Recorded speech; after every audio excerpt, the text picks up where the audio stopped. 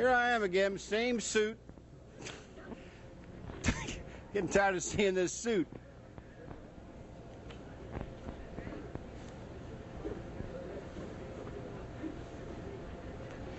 Hello everyone, this is Len Holmquist at First State Lanes, and in our TV2 tournament coverage, what you're going to see in the next 35 to 45 minutes or so, the final championship match in the TV2 Winter Mixed League Championship Series. It's going to be the ABJ's team from Price Lanes going against the First State Lanes team.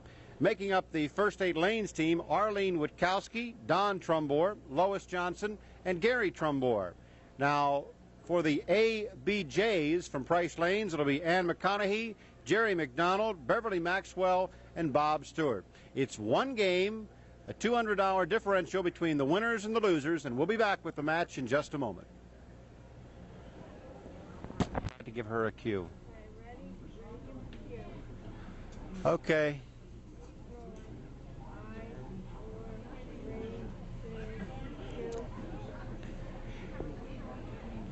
All set to go now in our TV2 Winter League Championship match. And this is Ann McConaughey, the leadoff bowler for the ABJ's team of Price Lanes. And she fires a 9 count. And our leadoff bowler for the First State Lanes team is Arlene Witkowski. Now, we'll tell you at the outset that this will be fast-paced bowling, both open with a 9 count. And shooting for the 10 pin, Arlene will be gone for the 7 pin. $600 to the winning team, $400 to the losing team, so there is a little bit at stake here, Jules. Yeah, that's a lot of money. Anything over $1 is a lot of money to me. Okay. It looks like we have about 67 pins difference in handicap. Ann comes out of the chute. It looks like she's ready to bite somebody's head off, but she missed a spare. So Arlene's got one of the marks back that they had to give up. Well, they gave up about 7 marks to begin with. This is Jerry McDonald. Jerry McDonald. And from First State Lanes, it's Don Trumbore. Don, one of the veteran bowlers of the area, well known throughout the area for bowling. He's been around a few years too. Don's not bashful about telling you that he's 76 years old and still going strong. Jerry McDonald covers his 2-pin spare.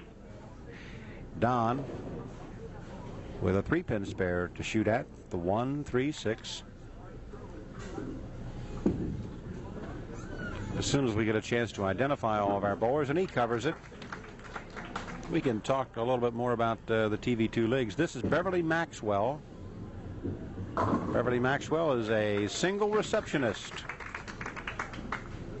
And from Wilmington, carries about a 150 average. A lady very familiar to those who bowl at First State Lanes. Her name is Lois Johnson. She's the mommy of JJ, Jimmy Johnson Jr., and is a very integral part of the staff here for Rita Justice at First State Lanes. And Beverly Maxwell had a strike, and Bob Stewart, the anchor for the ABJs from Price Lanes, he counters, not counters, but follows with a strike for his team. ABJ's giving up, well, they're not giving up at all because they have handicap advantage, about 7 marks. I don't think so, but is he any relation to the Stewarts, the bowlers, Bus, Jerry, Rudy? Somewhere along the line, I don't have a, well, he may be. We're going to have to check on that.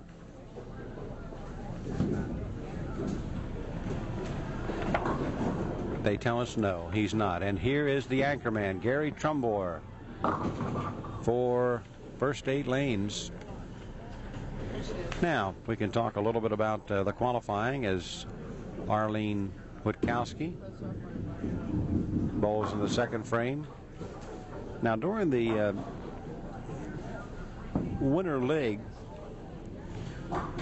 4 lanes in Newcastle County, Brookside Bowl in Newark, First State Lanes in Wilmington, Price Lanes, and also Bolorama Lanes had TV2 winner legs, the mixed legs, and they went over very well.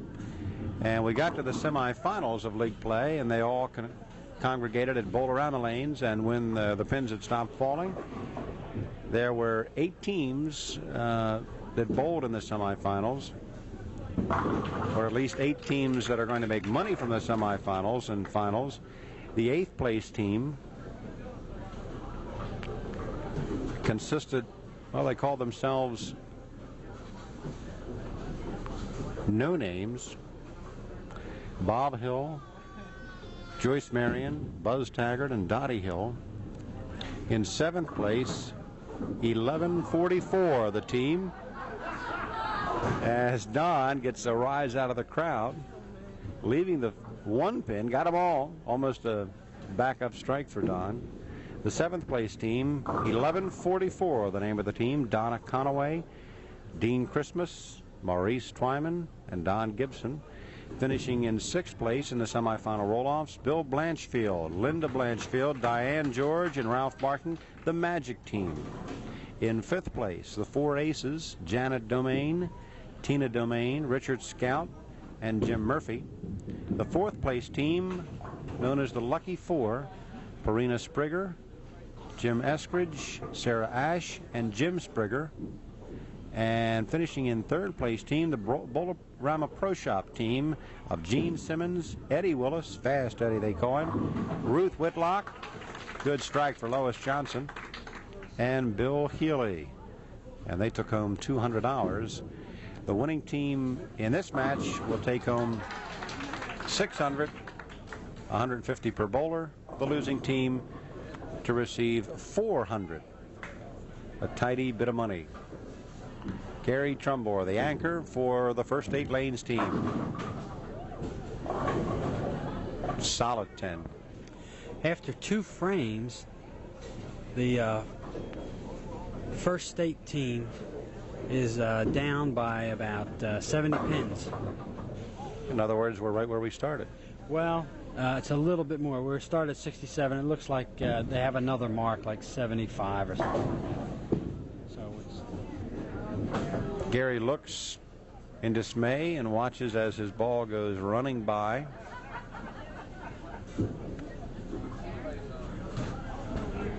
And here is our anchor man for ABJ's, Bob Stewart. He covers it. ABJ's looks like they have a little more momentum. Looks like they're a little higher than the first 8 team, but it's 8 times 4, 32 frames to bowl, so it's a long way to go. And here is Ann McConaughey in trouble. That's one of the marks back. Arlene Witkowski, well, she got the 10 to go. Yeah. Ann looks like probably the most enthusiastic one out there, probably the best bowler out there. But after this frame, she'll have 2 opens. Well, during this past season and for many weeks during the season, was ranked in the News Journal Top 20 poll. So yeah, for ladies. For ladies, she definitely has some skill at the game of bowling. Yeah, she definitely looks like, well, she might be the best bowler out there. Average-wise, let's check her out. Well, she bowls a lot, I know that. She bowls in 2 or 3 legs. And she carries about a 180 average, and was a little bit higher than that during, as I said, a portion of the season when she was ranked in the top 20. So Ann definitely has some skill working for her of the 8 bowlers that we're watching. Jerry McDonald, ooh, chops it. That's one of them bad breaks. It's a shame. The ball's going almost straight, and he chops the 5 off the 9. Don Trumbore studies. He's got the 5-10, and it just runs away from him to the Brooklyn side, and he'll go open again. And here is Maxwell, Beverly Maxwell, Lois Johnson, Lois going for a double here on 4. And it gets a little bit away from her. So they both have 3-pin spares to go for. And Jerry can't get the 5-pin to fall for her. Excuse me, Beverly. For some reason, I'm getting Jerry and Beverly mixed up, and that shouldn't happen. 1-3-6. Lois looks like she's had a few lessons from her son Jimmy. Yeah, she's got spare strike spare, steadiest one out there, and the first state team has picked up 2 marks. There's only about 60 pins separating them now. Anchorman Bob Stewart fires away for ABJs. And now Gary Trumbore. He's the anchorman. And he leaves himself an interesting looking shot. Yeah, the 2-7 is a pretty tough shot. It's probably not as easy as the 3-10, but it's not too much more difficult. But in either case, it's not that easy. Good cover by Bob Stewart.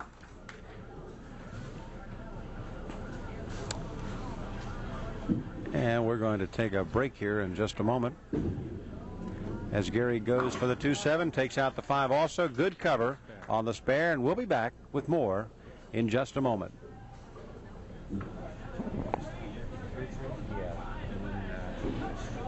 Well, just hold it a second. We want to total up the score. Time to give a hand count cue.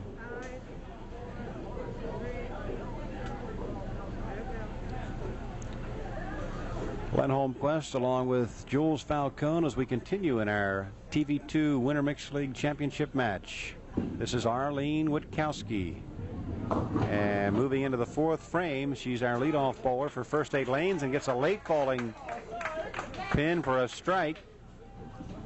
First State Lanes trailing in this match by about 6 marks as we go to the 4th frame, and a beautiful looking ball from Ann McConaughey. Good shot from Ann and a pretty good shot from Arlene.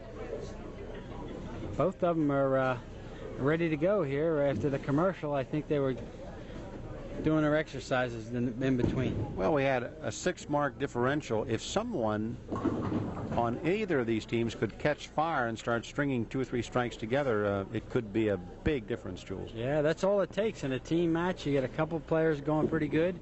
It makes all the difference in the world. Just as if you have a couple players that are in trouble. Well, I don't know how much trouble Jerry McDonald's in, but he left himself a 2-pin spare, and Don Trumbore has 1 pin to shoot at, the 7-pin, and he can't get it. He's about 6 or 7 feet short. Now Jerry McDonald on 4. Jerry trying to improve him from an open frame last time, and he's got it. Covers the 1-3. All right. It's a good spare. He carries the ball a little bit, but his timing is fairly close, a little bit early. Now here's Lois Johnson, who has been solid for First State Lanes with a spare, strike, spare.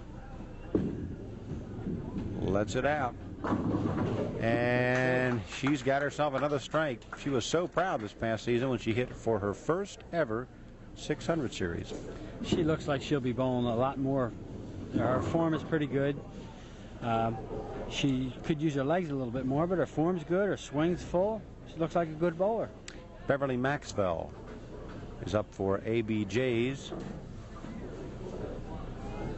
And we're going to watch her throw her cover ball. The 3-5. Got a nice long shot of her approach. Throws a little bit of a backup ball. Got the 5, but not the 3. Now here's Gary Trumbore.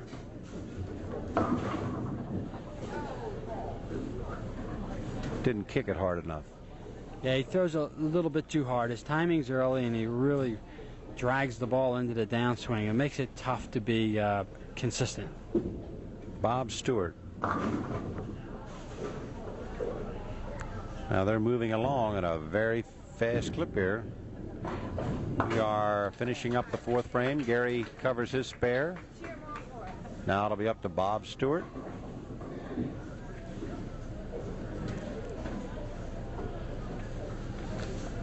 Bob with a 3-pin count to pick up, 2-4-5. Takes a little hop at the line. He got it, believe me. Yeah. It was a little fuzzy on your screen, but he got it. Okay, both teams got 3 marks that frame, so the spread still stands at about 60 pins.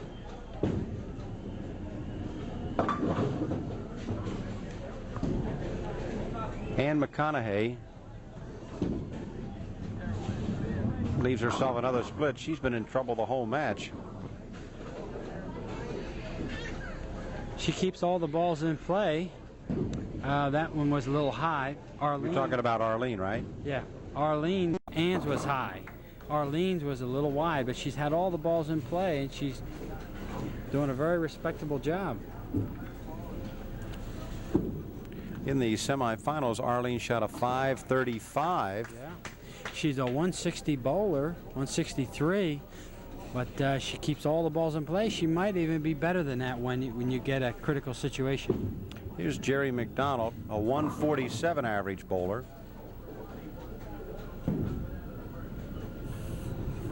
And the elder statesman of the group, Don Trumbore. He's been bowling in leagues for 40 years. I didn't even know they had leagues for 40 years. Well, he says he's been bowling in leagues for 40 years. And Gary is his son. And in addition to Gary, he has another older son, Roger.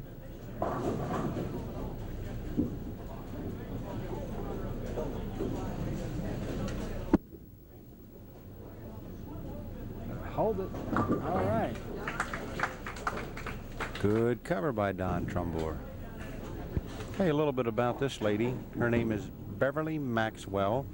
I told you earlier she is single, a receptionist. Has a 149 average for the first half of 1980. Last year's average 133. Boy, did she improve. Yeah, she just smashed in another strike.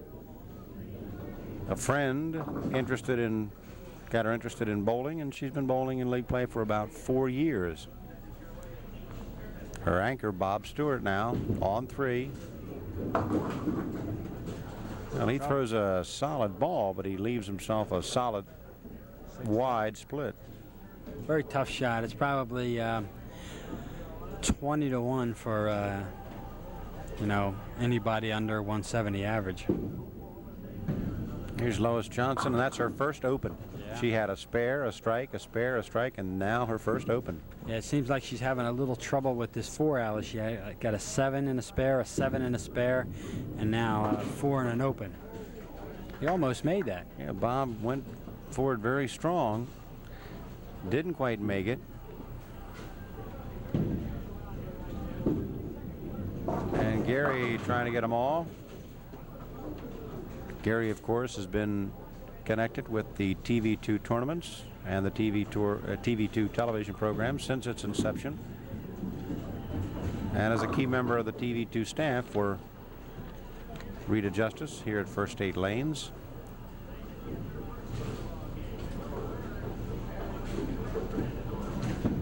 TV2 bowling has enjoyed good success.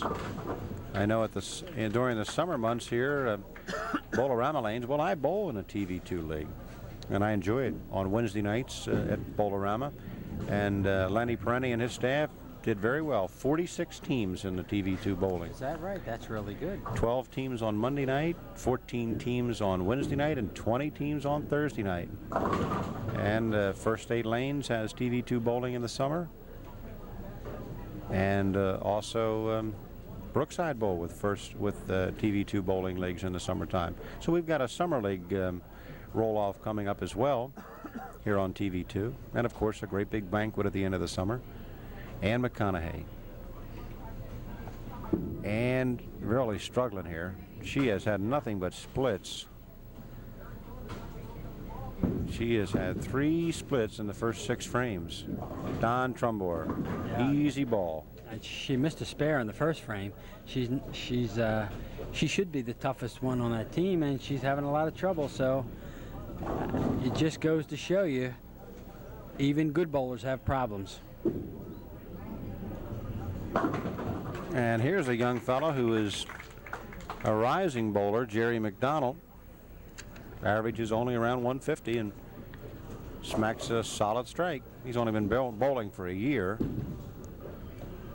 Young fella from Newark who is single. Don Trumbore covers it.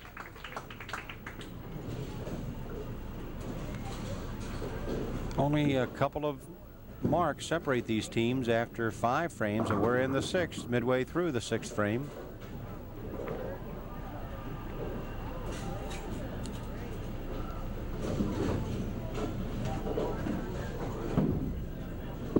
Lois Johnson lets it fly. That's the lane she was striking on. She didn't strike this time. The game is within a few marks.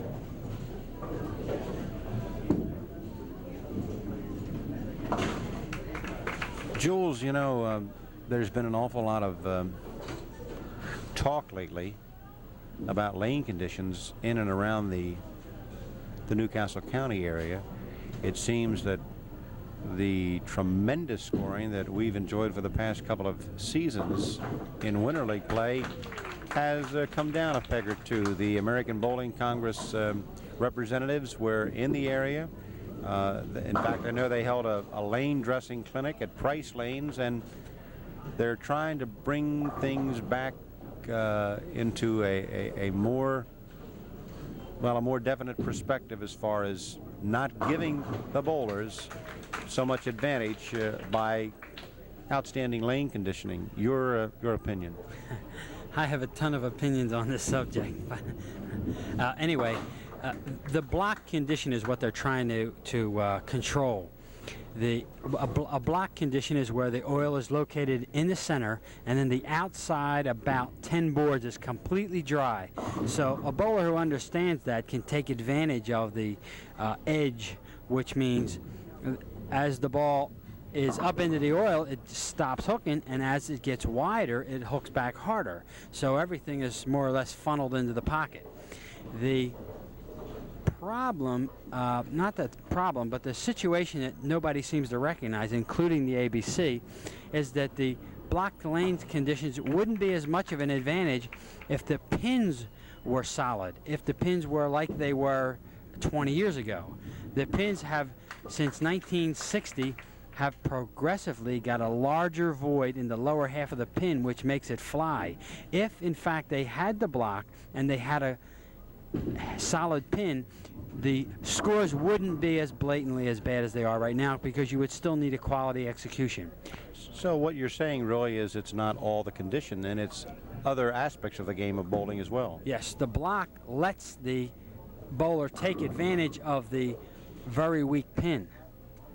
And the other thing that they don't address are neglected condition. There are a lot of houses around who don't do the lanes at all, or who do the lanes with a spray can, who have essentially a neglected condition, which is somewhat penalizes a bowler. So on one hand, you have a condition that rewards a bowler for errant shots. On the other hand, you have a condition that penalizes a bowler for good shots. So the ABC is going to have to take a stand somewhere and explain to the bowler what they really want and develop something that is fair.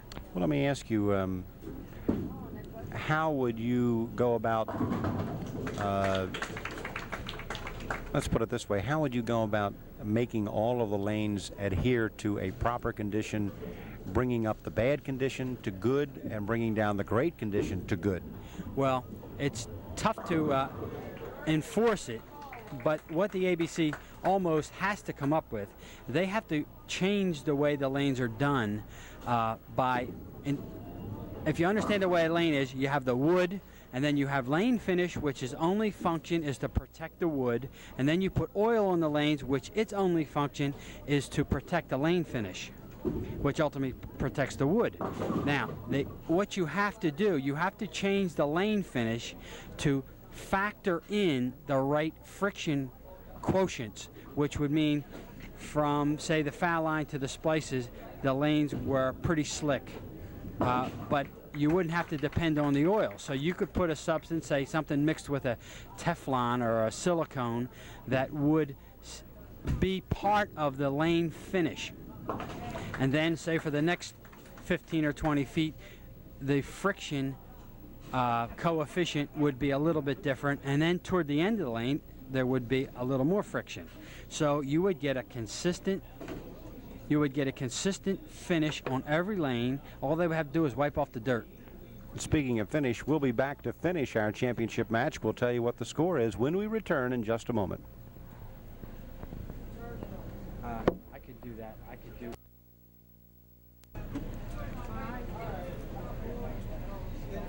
No, it's not 42.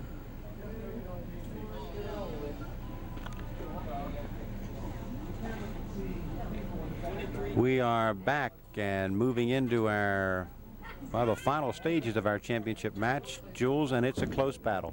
Yeah, it's only a mark. It's pretty close. 3 frames to go. It's almost scratched from here on out. Ann McConaughey, after Arlene Witkowski, counts 9. And on the nose. And don't forget the pin in the back and the 9 pin. The 3 and the 9 must be covered. Arlene Witkowski covers the 10 pin. All right. And now Ann has got herself a tough spare to shoot because of that 9 pin that's hiding in the back, but she covers it with a good solid ball. Ann McConaughey. Don Trumbore. I just noticed something. All right. I noticed that strike also, but you don't have a left-handed out there. How about that? That's very unusual to not have at least one left-hander. Yeah, out of 8 bowlers, no lefty in the crowd, huh? Jerry McDonald. Oh my, he's in trouble.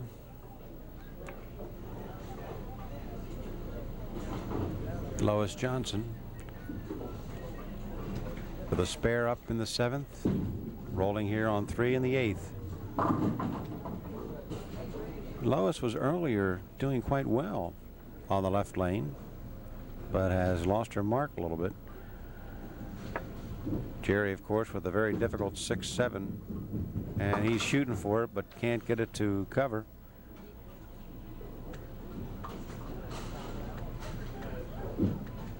$200, the difference between winning and losing. $50 per bowler. And Lois goes open. And her count goes to 126 through 7, 134 through 8. And there's a key strike for Beverly Maxwell. And that is our first double of the match. You are right. And I mentioned, a few minutes back, and now Gary gets out of trouble as belatedly the 4-pin falls for him. But I mentioned several minutes back the fact that if someone could start stringing them, they could lead their team to victory. Bob Stewart, the anchor, with a solid strike. And Gary runs by, and his team is in trouble after closing the gap. Yeah, it was, let's see, it's 27 marks to 23. 40 pins and 3 pins in pack, so it's 43 pins is the difference right now. ABJs are ahead with 2 frames to go. 43 pins. Now Arlene Witkowski struck the leadoff bowler striking for first 8 lanes. Ann McConaughey will have a 3-pin spare count to shoot at. Don Trumbore. Don trying to go for a double. On the left side, no. Leaves the 5-9.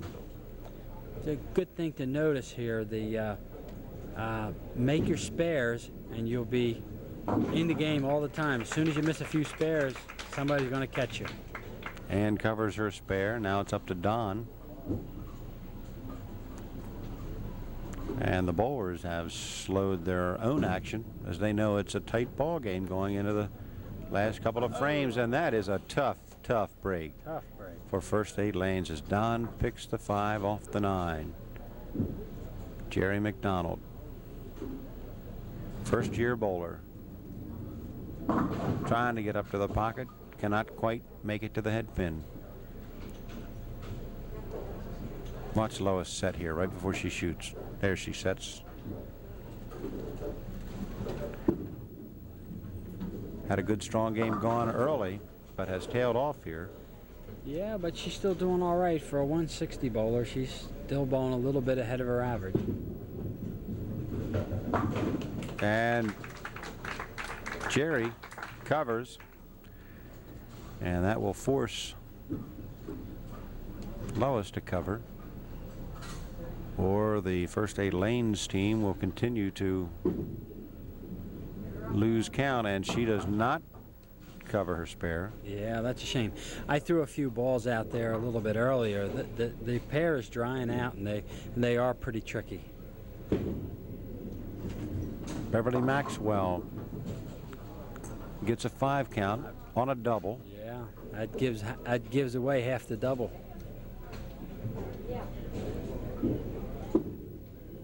Now Gary Trumbore trying to, well, he had himself some trouble early in the match, but he has come on a little bit.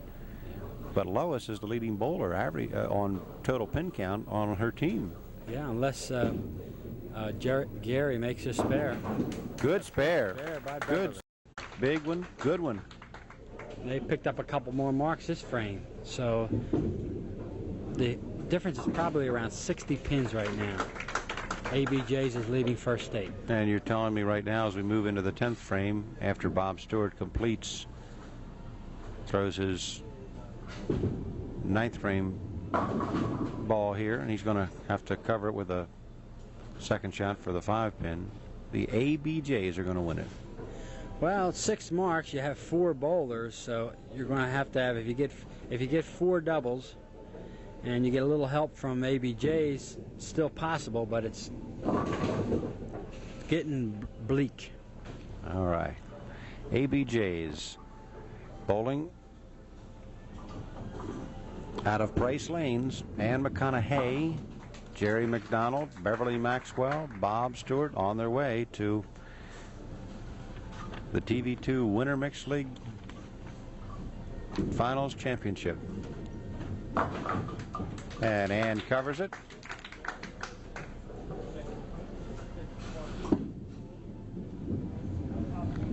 Arlene working on a strike.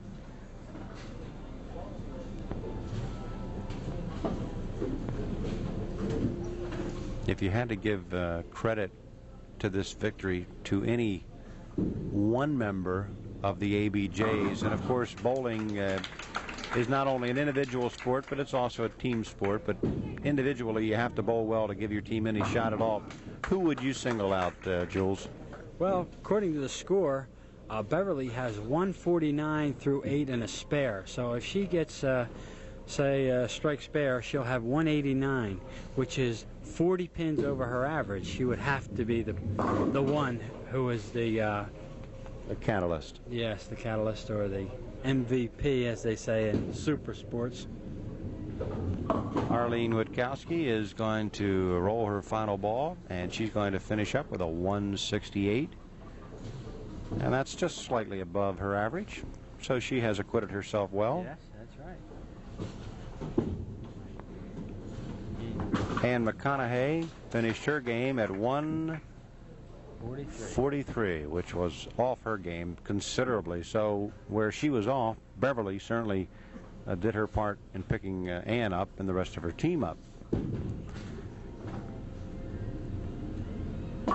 Don Trumbore just finishing it out. We're in the 10th frame, and ABJs from Price Lanes are going to reign as the TV2 Winter Mixed League champions. $150 to each member of the team. To the losing team from First Aid Lanes, $100 per bowler. That's good prize money. Very good prize money. All in all, the third place team, each bowler ended up with $50, $200 total team. And here comes our MVP.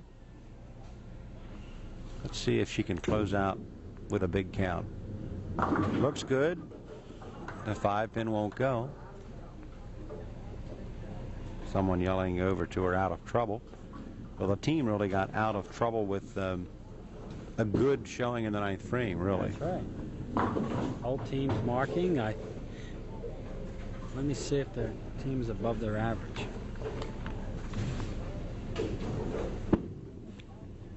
Beverly Maxwell covers it, and she's going to end up with a solid 180.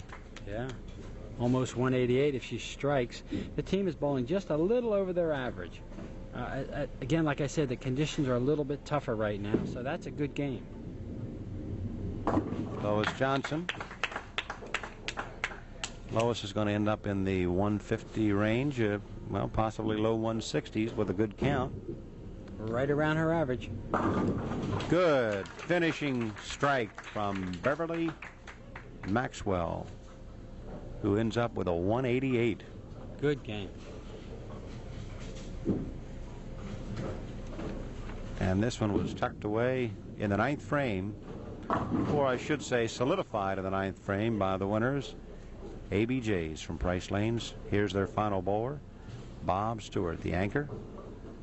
Bob trying to close out with a game in the 170 range, mid 170s. He'll have 180s if he gets a spare. 167. And a spare will give him 187. Absolutely. And that's 15 pins better than his average.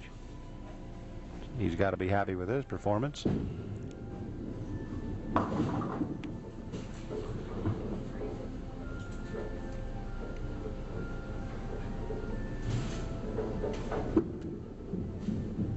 Well, he goes by it. I guess I jinxed him when I said he was going to finish in the 170s, because that's where he finishes, in the mid 170s with a 176. So it's Ann McConaughey with a 140 and a couple sticks, 143, 157 for Jerry McDonald. Beverly Maxwell with a 188 and a 176 for Bob Stewart. We'll be back to talk with both of our teams in just a moment.